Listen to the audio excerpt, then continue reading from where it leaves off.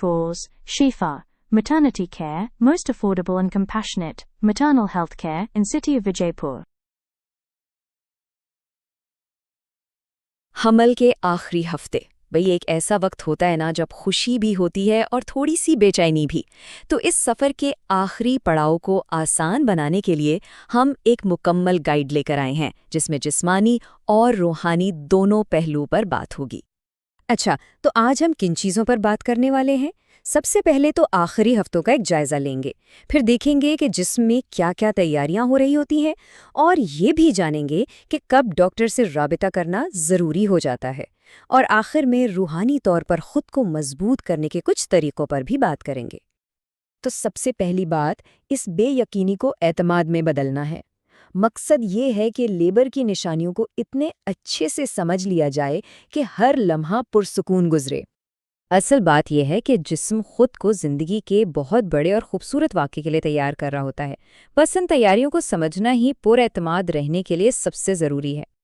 तो सवाल ये है कि जिस्म ये तैयारी करता कैसे है? चलें उन इब्तिदाई जिस्मानी निशानियों पर एक नज़र डालते हैं जो बताती हैं कि मंजिल अब करीब है।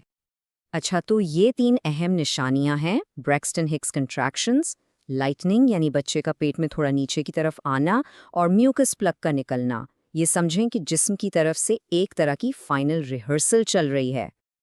अब यहाँ एक बहुत ही अहम फ़र्क समझना ज़रूरी है। ब्रैक्सटन हिक्स को प्रैक्टिस कंट्रैक्शंस भी कहते हैं। ये बेतरतीब होती हैं, जबकि असली लेबर पेन जो है ना, वो एक ख़ास रिदम में होता है और वक्त के साथ साथ उसकी शिद्दत बढ़ती जाती है। अब आते हैं सबसे अहम सवाल की तरफ। वो कौन सी अलामात हैं जिनके नज़र आते ही फ़ौरन तिब्बी मदद लेनी चाहिए? ये जानना इंतहाई ज़रूरी है।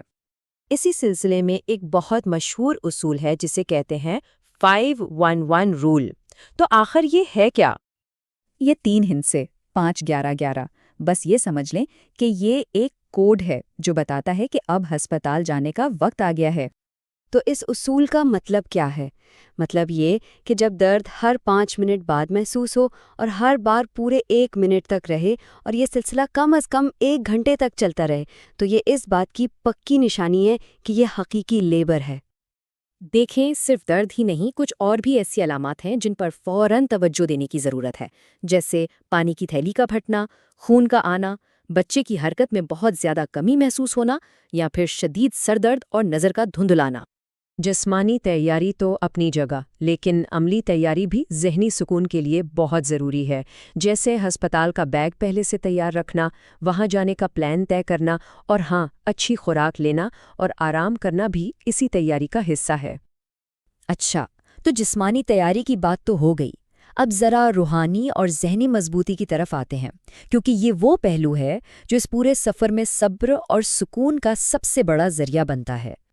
इस्लाम में हमल और विलादत के अमल को सिर्फ एक जिस्मानी तब्दीली नहीं समझा जाता, बल्कि इसे एक बहुत ख़ास रूहानी सफ़र का दर्जा दिया गया है। ये ईमान की मजबूती का एक ज़रिया भी है। मुश्किल वक्त में, ख़ास तौर पर परेशानी से निजात के लिए, हज़रत यूनुस अलैहिस्सलाम की ये दुआ, ला इलाहा इल्ला अंता सुब्हानका इन्नी कुन्तु मिनज़-ज़ालिमीन, बेपनाह तस्कीन और राहत देती है।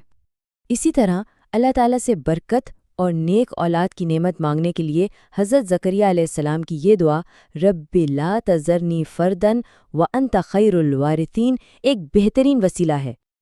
और फिर कुरान पाक की तिलावत, ये तो सुकून का एक बहुत बड़ा ज़रिया है।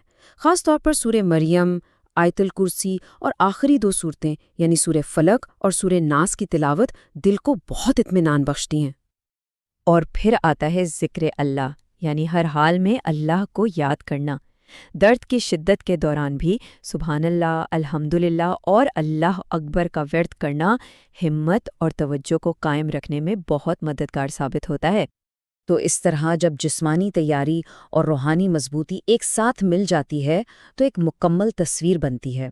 ये एक जामा हिकमत अमली है उस शानदार सफ़र के लिए जो आगे मुंतज़िर है। तो जब जिस्म भी तैयार हो और रूह को भी ईमान से ताकत मिल रही हो, तो फिर इस नई ज़िंदगी का इस्तक़बाल पूरे एतमाद और सुकून से किया जा सकता है। असल में तैयारी का मतलब सिर्फ मालूमात इकट्ठा करना नहीं है, बल्कि ख़ुद को ज़हनी और क़ल्बी तौर पर इस नए मरहले के लिए आमादा करना है। تو آخر میں یہ سوال سوچنے والا ہے کہ حقیقی تیاری کا مطلب کیا ہے؟ Shifa Maternity Care, Dr. Salma Atta for appointment call 243761.